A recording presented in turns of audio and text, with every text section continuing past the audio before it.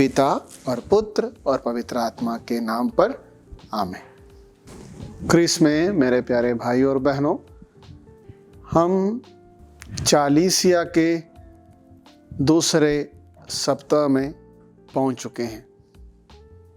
चालीसिया के दूसरे सप्ताह में जब हम पहुंच चुके हैं, प्रभु यीशु हमें और करीब आने के लिए बुलाते हैं। कुछ समय पहले मैं डायसिस से वोकेशन प्रमोशन के लिए भेजा गया था। जब मैं वोकेशन प्रमोशन के लिए चला गया था, लोगों से मुलाकात कर रहे थे। इस मुलाकात के दौरान मैं एक परिवार में गया जहाँ से एक बेटा पुरोहित बनने के लिए बहुत इच्छुक थे। जब मैं उनसे बात कर रहा था, उनके साथ विचार विमर्श कर रहे थे, वो पेरेंट्स उस बच्चे को पुरोहिताई के लिए बेचने के लिए तैयार नहीं हो रहा था। मैंने उनसे पूछा कारण क्या है। उन्होंने कहा, फादर जी, हमारे पास सिर्फ यही एक बच्चा है, इसलिए हम नहीं चाहते हैं कि हम उसको इस जीवन के लिए भेजें। हमारे लिए कौन होगा अगर इसको हम भेज दिए तो। कुछ समय के बाद वो बच्चे भी इस रास्ते में आगे बढ़ने के लिए तैयार नहीं हुआ, वो अपने गृहस्थी जीवन में चले गए। आज का पहला पाठ में यहोवा परमेश्वर अब्राहम को एक चुनौती देते हैं कि आप अपने बेटे को कुर्बानी के तौर पर चढ़ाएं। हमें पता है बहुत साल के बाद अब्राहम को ये बेटा मिला था, मगर ईश्वर उसकी परीक्षा लेते हैं।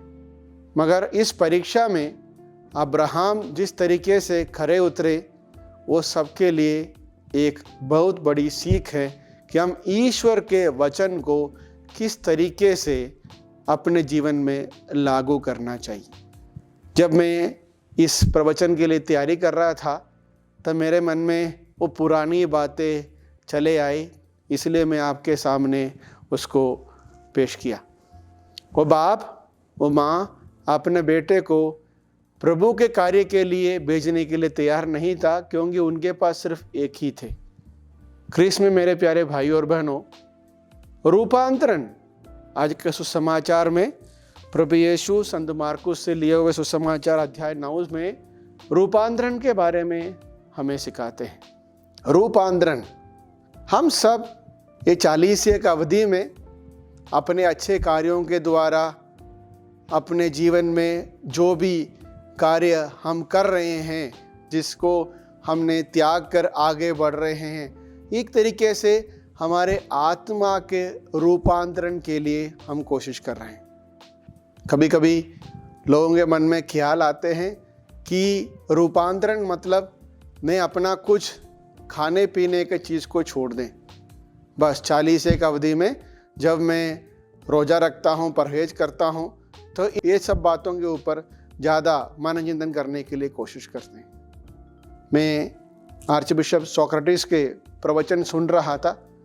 उसे बिशप जी ने बहुत सुंदर तरीके से समझाते हैं कि प्रभु की आवाज़ ये सुनो, जो आवाज़ रूपांतरण के समय ईश्वर वहाँ पर हुए शिष्यों को प्रभु के सामने कहते, ये मेरा प्रिय पुत्र है। ये समय सुनने का समय है। ईश्वर को सुनना मतलब ईश्वर के वचन को पढ़ना। ईश्वर के वचन को पढ़ने के बाद उसके बारे में मनन चिंतन करना।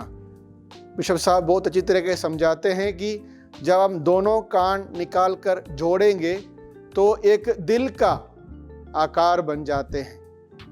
जब दिल का आकार बनना मतलब, जो सुनना मतलब, जो व्यक्ति आपको अधिक प्यार करते हैं, वो व्यक्ति आपके हर बात को सुनने के लिए तैयार रहते हैं। तो हम ईश्वर को अधिक प्यार करते हैं।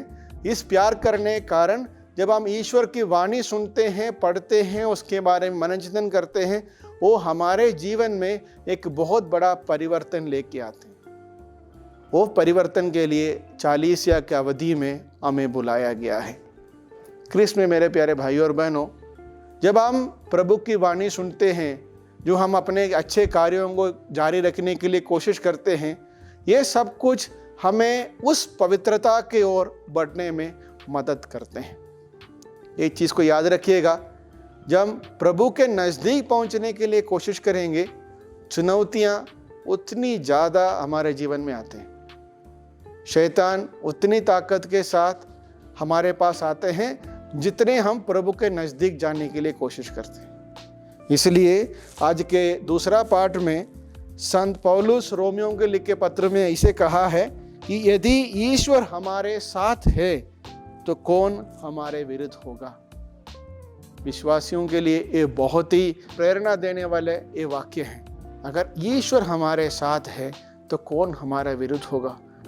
ये 40 की अवधि में हम प्रभु के वचन सुनते हैं, प्रभु के दिए हुए बातों के बारे में मनन चिंतन करते हैं, क्रूस के रास्ते में भाग लेते हैं, और ये सब कुछ जब हम बड़े लगन और प्यार के साथ करते हैं, तो जब हमारे पास परीक्षाएं आ जाते हैं तो ईश्वर हमारे साथ हैं। इस वचन के ऊपर, इस बात के ऊपर हमेशा प्रबल रहने के लिए कोशिश करें। ईश्वर हमारे साथ हैं और कौन हमारे विरुद्ध हो सकता है। एक मोहब्बत का समय है, प्यार का समय है, क्योंकि जब हम 40 की अवधि में चलते हैं, हम प्रभु को और नज़दीक से महसूस करने का समय है, प्रभु को सुनने का समय है। इसलिए मैं कहता हूँ 40 की अवधि ईश्वर के साथ हमारे मोहब्बत को बढ़ाने का समय है।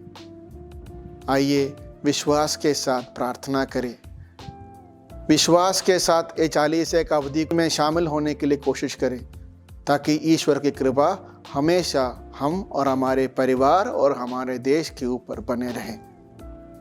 पिता और पुत्र और पवित्र आत्मा के नाम पर आमीन।